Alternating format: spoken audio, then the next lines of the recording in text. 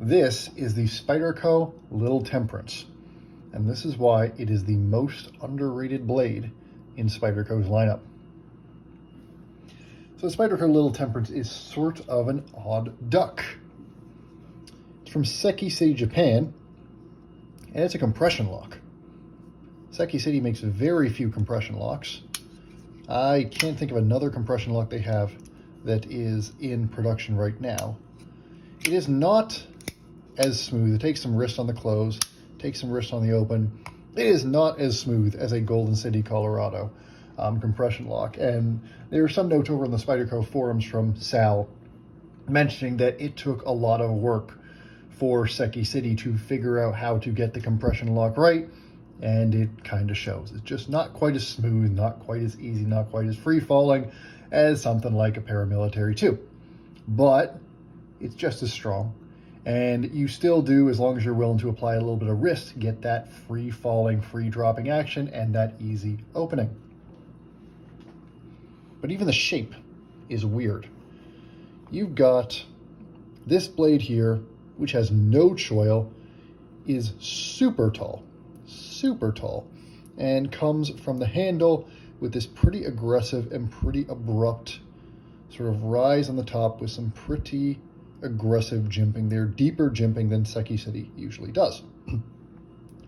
A full flat grind all the way from the top of that, and this blade stock is 157 thousandths. That is, to my knowledge, the thickest blade stock that Spyderco uses. That is thicker than the PM2, thicker than the Shaman, thicker than the Military. S30V on this one. You can also get it in K390. In fact, I believe this S30V version just got discontinued. Handle here is G10. You'll see that divot in the middle. So texture, usual Seki City peel ply texture. A little rough, not too much texture. Just a really nice balance of just enough texture that you feel it without it tearing up your pockets or anything like that. Nice, even chamfer all the way around the edge. Unlike most Seki City G10 models, this one has nested stainless steel liners rather than flush stainless steel liners. In part, that's probably to facilitate the compression lock, but that also means, these are partial liners. This is a 4.1 ounce knife, but it would be even heavier if it had full stainless steel liners, so they probably did do that to shave some weight off. 4-position pocket clip comes this way. Right hand, tip up. Came centered. That whole part works. Pretty good tolerances. Pretty standard Seki City affair in terms of construction, which is exactly what you would expect from, production at the sort of price point they tend to operate. A production knife from a factory that tends to operate in the $150 to $200 price point. Everything is solid. They're not aiming too high. You can see, little gaps on that lanyard hole there, little gaps around the pivot. everything isn't quite as flush as you get from Taichung, but functionally, absolutely no play, super solid, it's fine. This divot here, the Little Temperance began its life as a fighting knife, and this divot here, for whatever wild sort of knife fighting style this was designed for, this pivot point is designed as a locating point, so when you're spinning the knife around in your hand, you can know exactly where the knife is and rotate it more easily. That is my understanding. And you can see this blade shape is a bit of a flatter leaf shape than you typically see from Spyderco. I pull out my Pair 3 here. You can see straight edge across the top here, and it's flat with a little bit of upward here. This one comes pretty much straight across the pivot, and really the top and bottom of the knife come and meet pretty much symmetrically. So it's a bit more upswept, and it's pretty much all belly. So it's just a bit of a different blade shape. The only analogy I can really see, there's no real prior to it in Spyderco's lineup that I'm aware of, except for maybe the other Temperance models.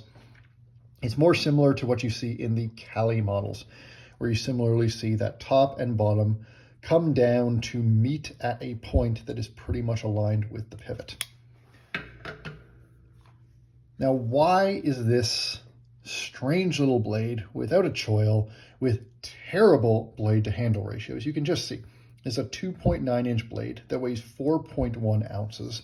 You close it up, the blade doesn't come even close to reaching the back of the handle, and just look at it. I mean, it's a big fat handle with a tiny little blade that is super thick. What's so good about it? Well, first off, ergonomically, this locks your hand in like no other knife with the possible exception of the PM2. This pinch point right here, where your pointer finger gets there and your thumb gets up on that jimping, you can hold the entire knife off that pinch point, maybe rest it in your thumb, and it is secure. Like this little choil thing here, and the way this jimping follows up that identical symmetrical choil right into the jimping is just fantastic. It's super secure, and the rest of this relatively neutral handle just lets your whole hand grip right in there.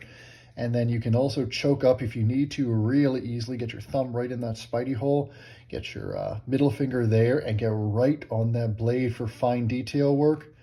This when I was helping a friend turn over a few rental homes, this was the blade that I carried, and it was just wonderful for everything from, breaking down boxes to stripping wire to breaking up some carpet, things like that. The handle just is an ergonomic masterpiece. It is just a dream no matter which way you hold it. I mean, there really is only two ways to hold it. You can either choke up here or you can go back here, but both of those, and it's the benefit of the short blade. This blade is always very close to your hands, whatever way you hold it. Even if you're back here, you are pretty close to the blade all the time, so you've always got tons of control over that edge. But the thing that is surprising about the little Temperance is how sharp this edge is. Because you would think 157 thousandths stock, that is some thick stock. That is thicker than the PM2, that is thicker than the Shaman. But let's bring out the Shaman. The Shaman goes from 145 thousandths down to there. This, if I put it right there, in fact, let me do it this way.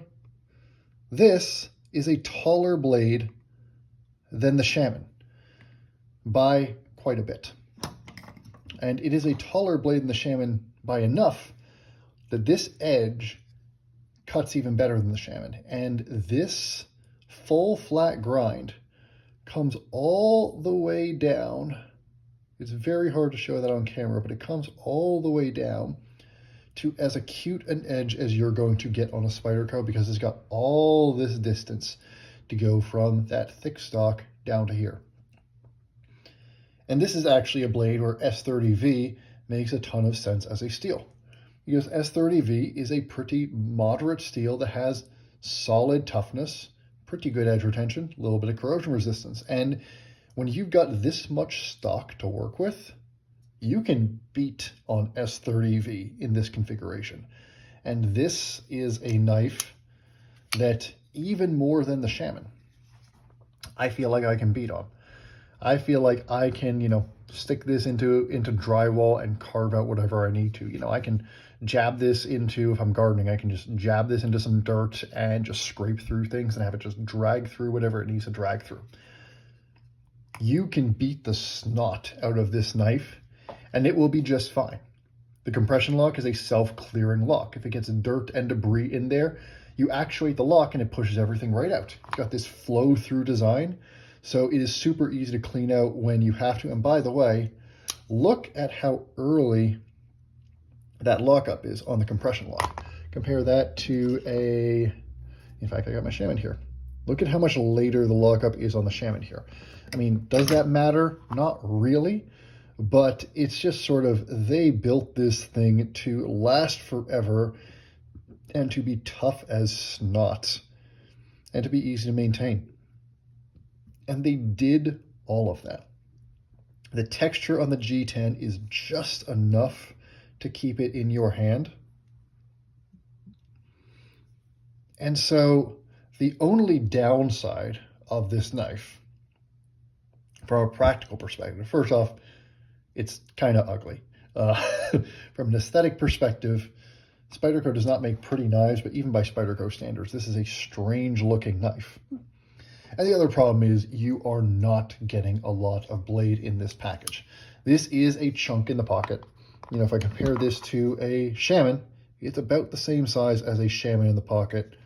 You know, maybe a little smaller, but that's really just on the length. It's a chunk in the pocket, and it feels like a chunk in the pocket. It's an ounce lighter, but it takes up just as much space, and you're taking up all that space for 2.9 inches of blade without a choil. There are some jobs that 2.9 inches of blade is just not enough blade, no matter how good that blade is. For that, you've got your PM2. Just use your PM2 for that. That is fewer tasks than you would think, where you need that extra ½ inch of blade that the PM2 gives you. This, again, home improvement stuff, there were a few times that I would have preferred a longer blade, but even then, this got the job done. And for those of you who have 3-inch knife laws, this has got to be one of the toughest and most capable sub 3-inch knives on the market. Now, it's chunky. It takes up a lot of space for not much blade. And for a Seki City knife, it is expensive. It's probably not relevant because this is getting tough to find these days. They did discontinue it relatively recently, this G10 version. On the secondary market, you can get these pretty cheap because there's not a lot of demand for it. I think I paid $150 for this. I've seen these as low as $125 or so in relatively new condition. Go to $160, $170 more generally, but you can get them pretty cheap if you're willing to wait. But retail, this was around a $200 knife, probably a little bit above $200. I want to say $218 was where I saw it some places. That is pretty pricey for a Seki City Spyderco. But you're getting a knife that is more capable, especially when you want to push a knife hard, than anything else that Seki City makes. And it's certainly the most capable sub 3-inch knife that Spyderco makes. If I compare this to, if I compare this to the Para 3, not even close. Not even close. This blade glides through material like this one wishes it could. This thing, it feels like cutting with a pool noodle compared to this one. And this handle, it's just, when you're carrying this knife, you don't have to think about the knife. It just gets the job done. This one, I'm not a big fan of the Para 3. I'll talk about that in my separate review. This one, when I start to use this guy hard, it feels like I'm fighting the knife the whole time. I'm fighting to hold on to it, fighting to keep it in line. This one, I just tell it where to go, and it goes. And the Native, let me bring my Native out here. The Native is also a sub 3-inch knife, or it's almost exactly a 3-inch knife, but it's thinner, it's lighter, it's plenty capable, but it's nowhere near as hell for stout as this guy is. And the fact is, if you're paying a little over $200, it's not that big a difference in the scheme of things from a lot of other Spyderco knives, a lot of Seki City knives. You're talking a $30, $40, maybe $50 premium for a knife that could be the one smaller knife that you can really just beat the snot out of. And to me, that's worth it. Now, this version, as I mentioned a couple times, is, according to Spyderco's site, discontinued. I'm sure you can still find it various places. It is being replaced with a K390 lightweight version. I have not acquired that version yet. I probably will do that at some point. That one is running even more expensive. I want to say that's $230 or $240, but it does have K390, which is a serious steel upgrade, and it's got those contoured FRN scales, sort of this style of scale where you got the contouring or the chamfering around the edge, you got the volcano grip. It's probably great. One interesting thing is it's no lighter. It's actually, it might even be slightly heavier because they're just using the K390 for the texture and the color, not for weight savings. So this one, if you want G10, it's worth tracking down. And this was a relatively popular knife in sort of, in folks that were in that martial arts community and things like that. So if you look, you can still find these on the secondary market. And if you can, I would highly recommend it. I really can't think of another knife that in the last couple of years of collecting that I have been so positively surprised by once I started using it. You get this out of the box, and the compression lock feels a little janky. It's not as smooth as you'd want it to be. And the blade looks weird, and it looks short, and it feels like you're not getting a lot of blade for the handle that you've got, and it feels like you're not getting a lot of blade for the weight you've got. And then you start to actually use it to cut stuff. And it's just that kind of experience where it just feels right and it just feels like it works. And I wasn't the only person that had this. Every single person I handed this knife to had the exact same response, which was some form of, wow, that thing is sharp, that thing is awesome, that is a cool little knife. So I like it, they liked it, you should track one down and you should get one.